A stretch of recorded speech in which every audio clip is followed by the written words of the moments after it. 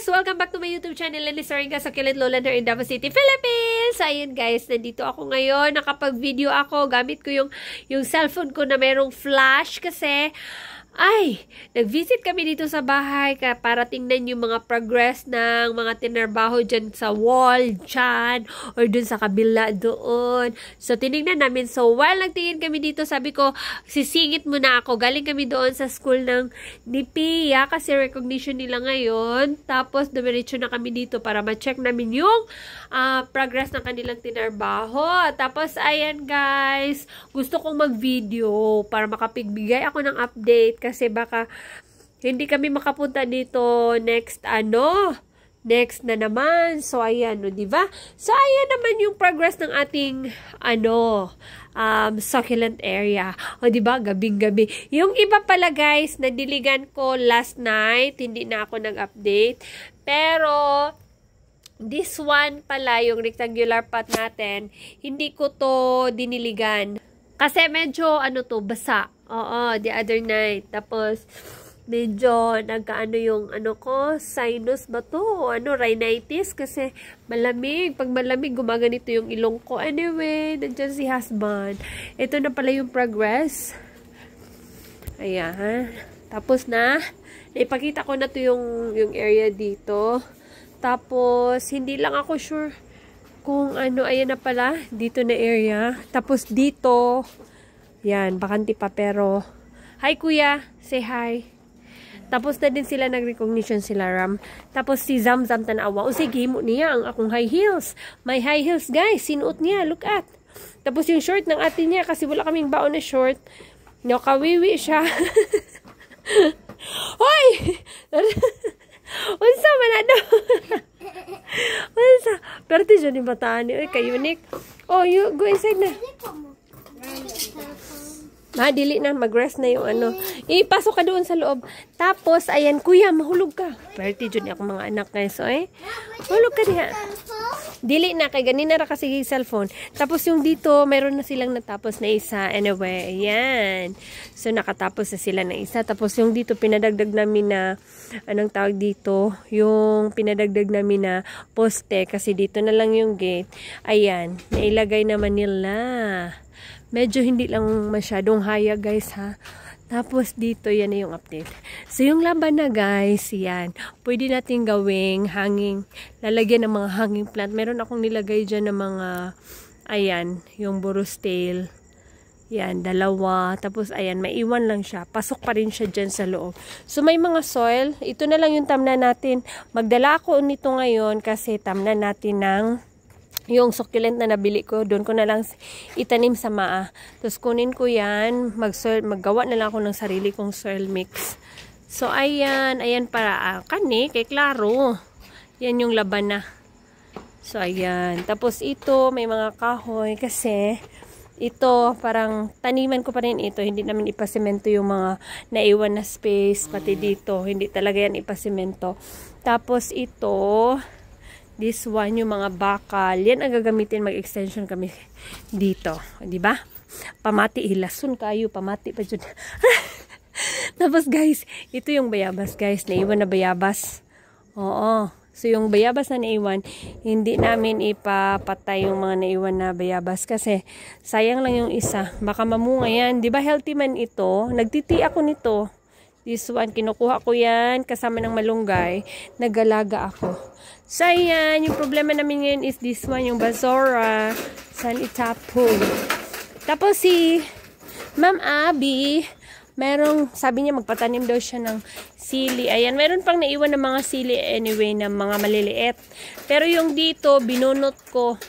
Pero mayroong mga naiwan na putol, baka pwede pa yan. Itanim ko na lang sapat kasi nagpaano siya ng sili. Tapos, ayan yung sili anyway, marami pa tong bunga. Pwede pa tong kuhaan ng similya. Kasi ito kagabi, kabilang to sa mga diniligan. Yung si air plants. Hello air plants. Malabong na yung air plants natin. Tapos, anyway, yun lang naman ang maibigay ko na update. Ay, hindi. Meron pa. Yung pala natin. Yung mga dito natin na mga anong tawag dito. Tinignan ko ngayon. Meron ng tumubo. Ayan, this one. ang tawag dito, leaf ng mga Purple Delight na hina-harvest natin. Meron na, tingnan nyo, nagsiusbungan. Yung iba, parang nagsa-start pa lang mag-usbong-usbong. Pero karamihan, ayan, may mga maliliit na lumalabas. Karamihan, parang mga 50% or 40%. Yung nauna kong kinuha, ayan, nagsilabasan na yung mga ulo.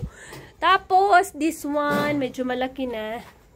Tapos, ito, ayan, yung mga leaf dito, mayroon pang parang nag-a-action na silang magsilabasan. Pero yung pinutulan natin, ayan, medyo malaki na po yung babies ng mga pinutulan natin. Medyo klaro na, ayan.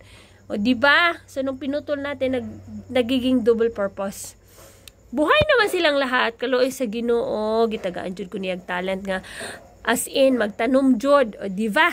Tas this one, sinilong ko na lang, guys. Ito yung mga leaf propagation ko na dinagdagan ko ng soil. Nung dinagdagan ko ng soil, parang gumanda po yung mukha nila kasi palanta ng palanta to. Yun pala, yung mga gamot nila, as in dahil leaf propa, hindi nakabaon sa lupa yung iba. Kaya mahinang lumaki.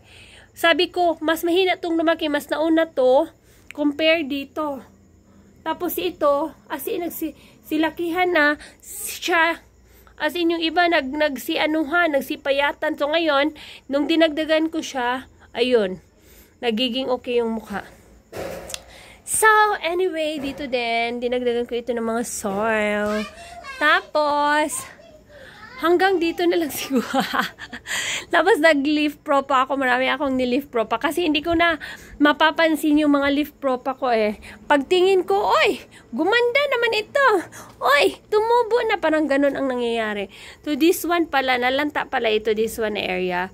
Tapos, ang ginawa ko, ayan, nung last month, yung gitna, parang bakante. So, tinusukan ko na lang.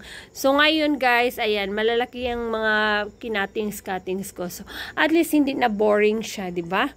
Diba? Ang ganda pa rin. Yung sa ilalim naman, hayaan ko na lang sila dyan na nasa ilalim. Meron pa tayong Purple Delight doon na medyo loose pad. Yung hindi, hindi masyado masigla. Pero chokes lang. So, ito naman yung Mendoza natin. So, si Mendoza, nung pinutulan ko, mayroon ako mga pinutol-putol. Ang maganda dito, nung pinutulan ko, guys, ay, nagsilabasan ang mga babies, maliliit. Ayan, hindi pa masyadong klaro, pero mayroon na talaga. Ayan, Kita nyo yung stem na yan. Ayan, dili klaro saan man yun. Basta, kita nyo yan, parang umukdo-ukbo. Yan. Medyo makikita na talaga natin yung mga cuttings. Ayan, kagaya nito. Meron akong gikat dito. Ayan. Merong mga maliliit. Pero hindi pa masyadong klaro. So, ayun yung advantage ng cuttings. Asaysa na itanim mo pa yung ulo niya, bibigyan ka pa niya ng mga tubo. So, ayun guys. Yun lang naman ang purpose ko for today. Mag-update sa inyo. Ay, gihanga ko dyan.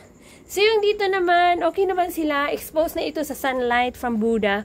Pero so far, mas okay talaga pag galing Buddha, exposed mo agad sa sunlight. Kasi, naka-rain and shine sila doon sa Buddha. Yung advantage nga lang doon, malamig yung area nila. Pero at the same time, exposed naman sila sa sunlight. So, hindi sila masyadong sensitive na kapag kahit nandun sa Buddha na malamig, pag in-expose mo dito sa city na sunlight nasisira, hindi. Iba, sila, kahit super duper init nga lang, buhay naman sila. Mas sila pag hindi mo paarawan, yung nalalanta kagaya nung isa. This one, ito yung nangyari dito nung hindi ko ay! Kita pa dyan kong snail. Hindi ko kasi ito in-expose sa sunlight. Medyo nakasilong siya, pero nagmo-moist kasi nagbabasa ako ng ibang succulents, nagdidilig ako. So yun, nagmo-moist siya at nadiligan ko pa. Ayun. So dapat talaga exposed talaga sa sunlight. Kagaya sa mga ibang succulents dito. So yung snail, ayan, kita nyo yan yung snail? Kita nyo yan? Lataon ako na ron. Kuhaon sana ako, pakaunon sana ako sila. So kain mo na sila dyan, nalanta na ewan ko dyan sa snail. Pulutin ko yan. Ay, pulutin ko yan ngayon. At saka, syempre, patayin. So, thank you so much guys. Magwi-weeding muna ako dito kasi meron mga mga ganito na sagbot, ano yun, grass. So, kailangan natin ibut-ibutin. So, ayan guys. So, thank you so much for always watching my vlog. Kahit na paminsan-minsan lang ako mag-update. So, ngayon, I will do my best na makapag-update ako from time to time.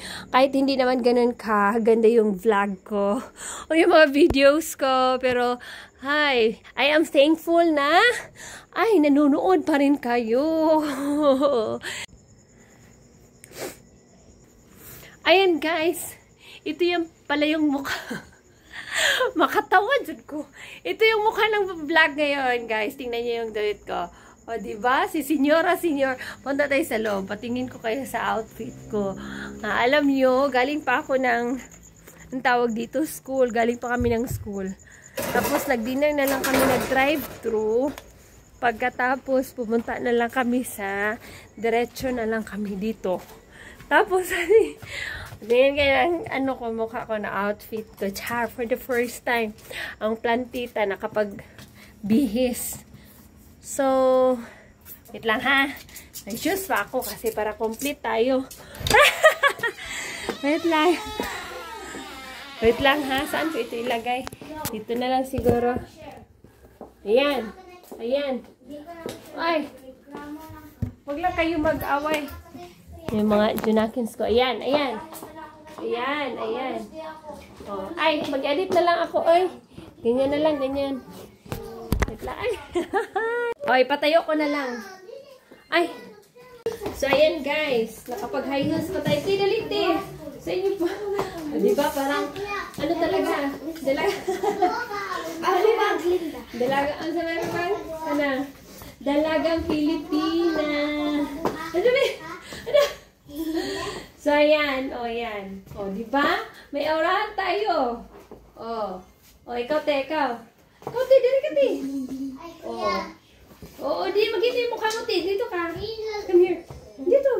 Ayan. O, sige. Kuyawa. Ay, kapamati na lang, Jun. Dito ka, Ako na po. Taya! Tuyo? Taya! Oh, green. You know what green? Kasi Linda. Plantita. Is a plantita outfit. Linda. Oh, ganyan. O, diba? So, ayan, guys. Hanggang dito na lang yung update ko. So, thank you so much for watching. See you in my next vlog. See ya! Hi, Be. Hi. Hi. So, mga nakins. Hi, pa. Kuya, kaya akong papa, oh. Hello. So, bye-bye, guys.